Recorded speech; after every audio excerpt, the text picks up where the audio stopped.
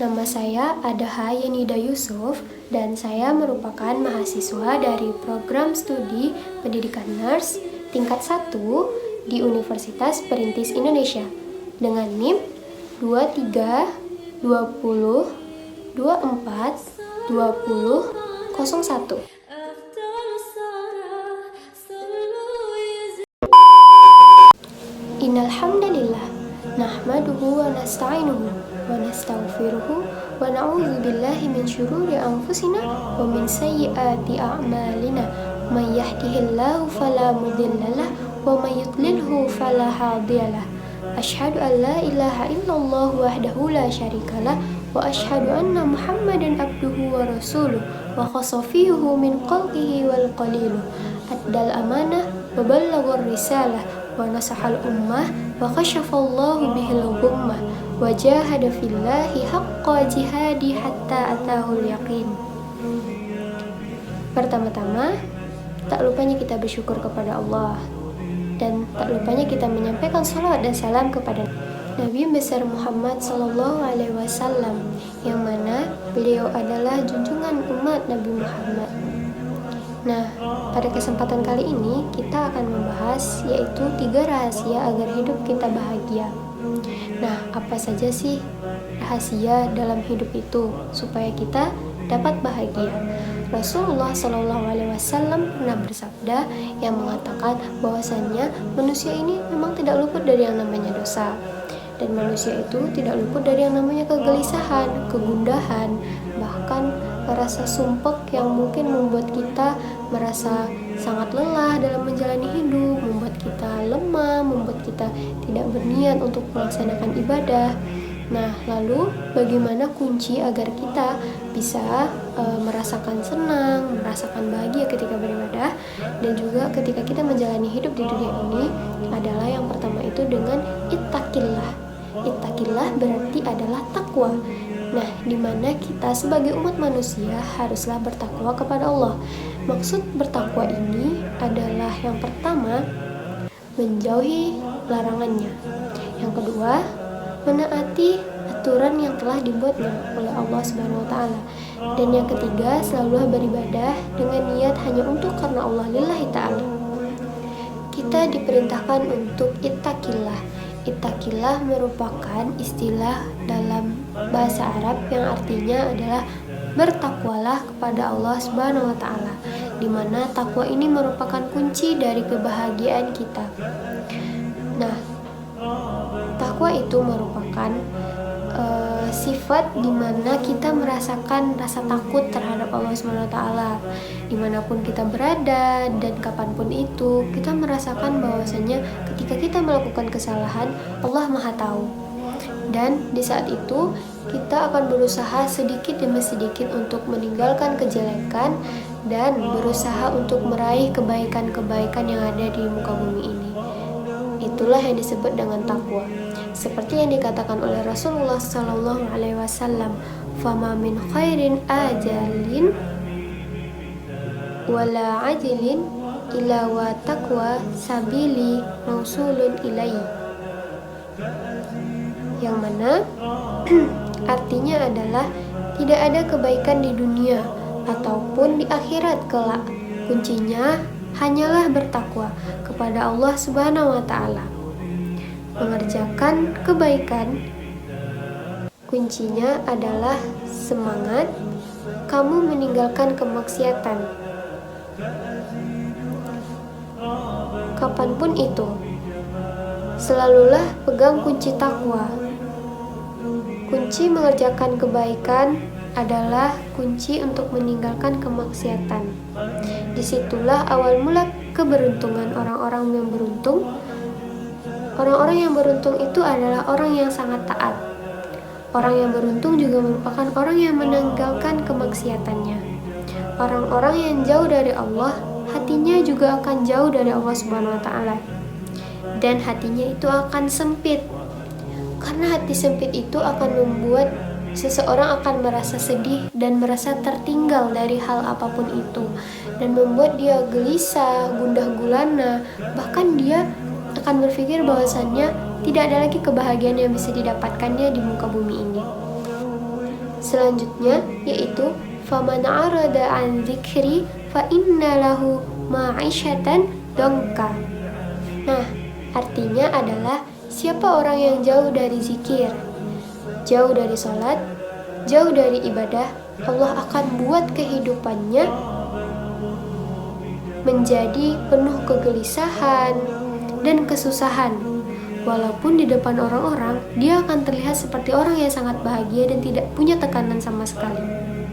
Walaupun orang itu kaya, orang itu memiliki banyak duit, orang itu memiliki keluarga besar, namun Allah meletakkan kegelisahan dalam hatinya, sehingga dia tidak merasakan bahagia sama sekali dalam beribadah, dalam melakukan aktivitasnya di dalam hidupnya.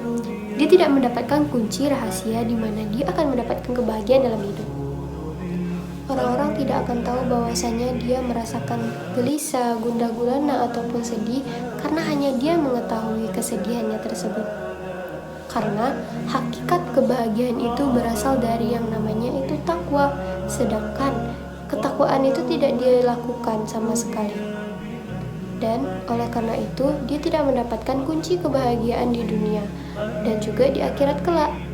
Karena kunci kebahagiaan yang paling utama adalah takwa. Selanjutnya, yang kedua yaitu kunci bagaimana rahasia untuk kita bisa bahagia. Seperti yang dikatakan oleh Rasulullah, apa kata beliau? Berusahalah bertakwa kepada Allah. Kalau kamu terjerumus ataupun kamu jatuh ke dalam kemaksiatan, cara yang kedua lakukan tuh apa? Nah, yang kedua adalah ikuti setiap kejelekan yang kamu perbuat itu dengan kebaikan. Setiap kamu jatuh ke dalam kemaksiatan, ikuti dengan perbuatan yang baik. Jangan lupa kamu beristighfar, bertaubat, lalu bersedekah. Jangan lupa untuk berbuat baik dengan diri sendiri, dengan orang lain, dengan keluarga. Lalu berbakti kepada orang tua, melakukan ibadah dengan khusyuk, dan juga membaca Al-Quran.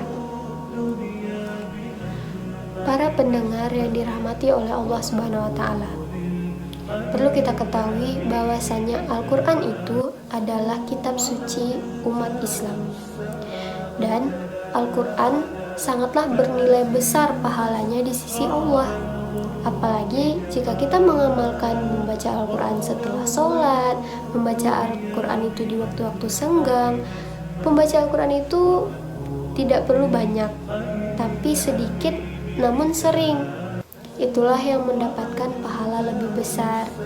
Jadi selain dengan kita bertakwa, teruskanlah dengan perbuatan baik dan juga membaca Al-Quran terutama.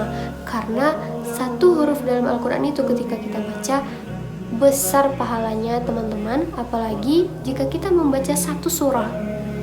Nah, selanjutnya seperti yang dikatakan oleh Rasulullah bahwasannya